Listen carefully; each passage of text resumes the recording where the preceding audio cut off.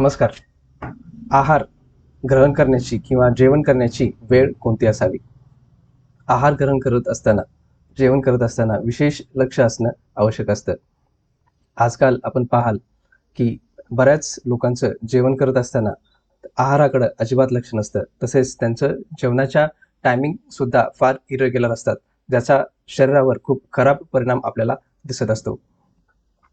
शरीराचं एक specific सर्कॅडियन rhythm असतं, ज्याच्यामध्ये शरीराची जी कार्य आहेत ते स्पेसिफिक क्रमनुसार होत असतात. जसं की शरीराचं उठणं आहे, त्याची विश्रांती आहे, आहार घेणं आहे.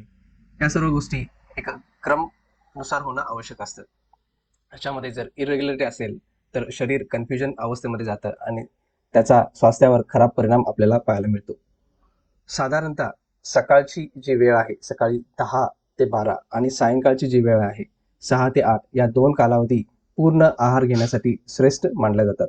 या 2 कालावधीमध्ये आपण जर पूर्ण आहार घेत असाल तर आमाशय, जठर किंवा लहान व मोठी आतडी यांची जी कार्य आहेत ती उत्तम प्रकारे होत असतात.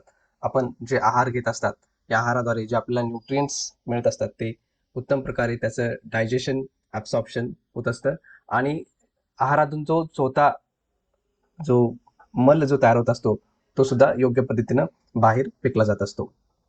तर साधारणतः एक वेळचं पूर्ण आहार घेतल्यानंतर 3 ते 4 तासाचा गॅप असणं आवश्यक असतं. दोन्ही आहारामध्ये मिनिमम एक 3 ते 4 तासाचा आहारमध्ये गॅप असणं आवश्यक असतं. याच्यामध्ये जर आपण अचानक मध्ये काही आहार घेत असू, तर ते इनडायजेशन करण्यासाठी मदत करतं आणि शरीरामध्ये दोष उत्पन्न होतात. तर यासाठी योग्य वेळेमध्ये आहार घेणं आवश्यक आहे. धन्यवाद.